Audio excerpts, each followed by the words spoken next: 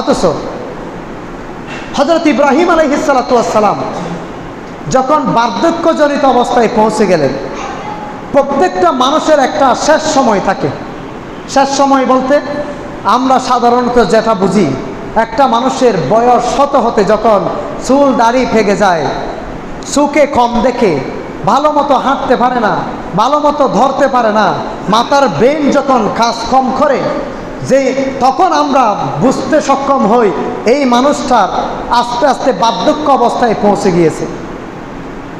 তো এমনিভাবে হযরত ইব্রাহিম আলাইহিস সালাতু ওয়াস সালাম যখন বার্ধক্য অবস্থায় পৌঁছে গেলেন, হযরত জিবরাইল আলাইহিস সালাতু ওয়াস সালাম একদিন এসে হযরত ইব্রাহিম আলাইহিস সালাতু ওয়াস সালামকে ডাক দিয়ে বলতেছেন, ওগো ইব্রাহিম নবী, আল্লাহ পাক আপনার জন্য একটা সুসংবাদ দিয়েছে। হযরত ইব্রাহিম আলাইহিস সালাতু ওয়াস সালাম বলতেছেন, আল্লাহ পাক আমার জন্য সুসংবাদ দিয়েছে, তাহলে বলো না কি সুসংবাদ। যখন বার্ধক্য অবস্থায় পৌঁছে গেলেন, হযরত জিবরাইল আলাইহিস সালাতু ওয়াস সালাম বলতেছেন, ওগো ইব্রাহিম নবী, আল্লাহ সুবহানাহু ওয়া তাআলার পক্ষ থেকে আপনার জন্য সুসংবাদ হলো আল্লাহ পাক আপনাকে একটা পুত্র সন্তান দান করবে। সুবহানাল্লাহ।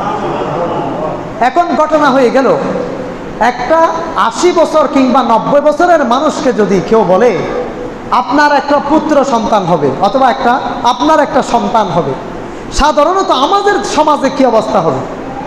মানুষ বলে কি, আমার পাও চলে না, ঠিক মতো চোখে দেখি না, হাঁটতে পারি না, এই বয়সে যদি আমার সন্তান হবে বলে সমাজের মানুষরাই তো হইচই ফেলে দিবে। এইরকম তো আমরা পত্রিকার মধ্যেও দেখেছি। একটা মানুষের 100 কত বছর বয়সে সম্ভবত ব্রাহ্মণবাড়িয়ার দিকে একটা ছেলে হয়েছিল, পত্রিকা থেকে শুরু করে সব মিডিয়া হইচই শুরু করে দিছে, ওই মানুষের একটা ছেলে হয়েছিল, মানে একটা সন্তান হয়েছে। হযরত ইব্রাহিম আলাইহিস সালাতু ওয়াস সালাম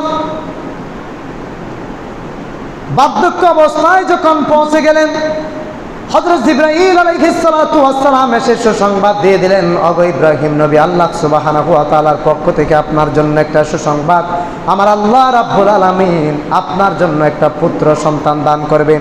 হযরত ইব্রাহিম আলাইহিস সালাতু ওয়াস সালাম আশ্চর্যান্বিত হয়ে গেলেন এবং ডাক দিয়ে বললেন, ভাই জিবরাইল, আমার আল্লাহ তাআলা আমাকে পুত্র সন্তান দান করবে, এই অবস্থায় আমার তো এখন হাঁটতে পা চলে না, চোখে ঠিক মতো দেখতে পাই না, হাতে ঠিক মতো ধরতে পারি না, জবানে ঠিক মতো কথা বলতে পারি না, আমার ব্রেনে ঠিক মতো কাজ করে না, কি বলো?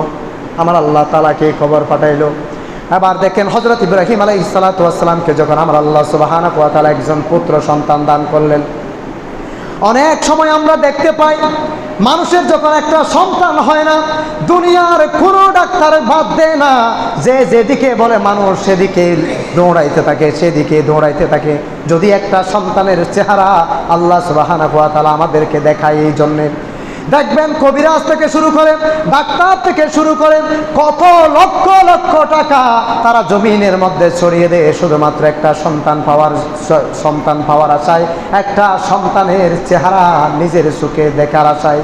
আবার আল্লাহ সুবহানাহু ওয়া তাআলা হযরত ইব্রাহিম আলাইহিস সালাতু ওয়াস সালামকে বৃদ্ধ বয়সে একটা ফুটফুটে সন্তান দান করলেন, কিন্তু ঘটনাটা আল্লাহ পাক অন্যদিকে মোড় করিয়ে দিলেন, অন্যদিকে ঘুরিয়ে দিলেন। সন্তান তো দিলেন, দেওয়ার কিছুদিনের মধ্যে আল্লাহ সুবহানাহু ওয়া তাআলা আবার হযরত জিবরাইল আলাইহিস সালাতু ওয়াস সালামকে পাঠিয়ে দিলেন। পাঠিয়ে দেওয়ার যে মুহূর্তে একটা আনন্দ বয়ে যাচ্ছে চতুর্দিকে, বৃদ্ধ বয়সে আল্লাহ পাক একটা সন্তান দান করলেন।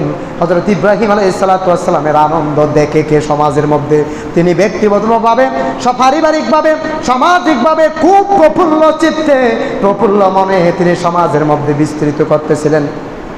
এমন মুহূর্তে আল্লাহ তাআলা হযরত জিবরাইল আলাইহিস সালাতু ওয়াস সালামকে আবার পাঠালেন। ও ইব্রাহিম নবী, আবার যখন হযরত জিবরাইল আলাইহিস সালাতু ওয়াস সালাম হযরত ইব্রাহিম আলাইহিস সালাতু ওয়াস সালামের কাছে আসলেন, এসে ডাক দিয়ে বললেন, ওগো ইব্রাহিম নবী কেমন আছেন?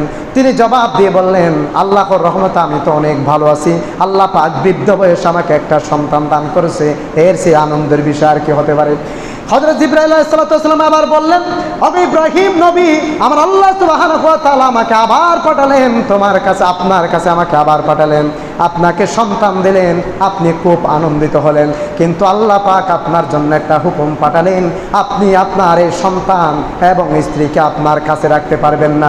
হযরত ইব্রাহিম আলাইহিস সালাম বলে, ওগো জিবরাইল নবী, ওগো জিবরাইল আলাইহিস সালাম, কি বলো? বৃদ্ধ বয়সে আল্লাহ পাক আমাকে একটা সন্তান দান করলেন, আনন্দে আমি আত্মহারা হয়ে গিয়েছি।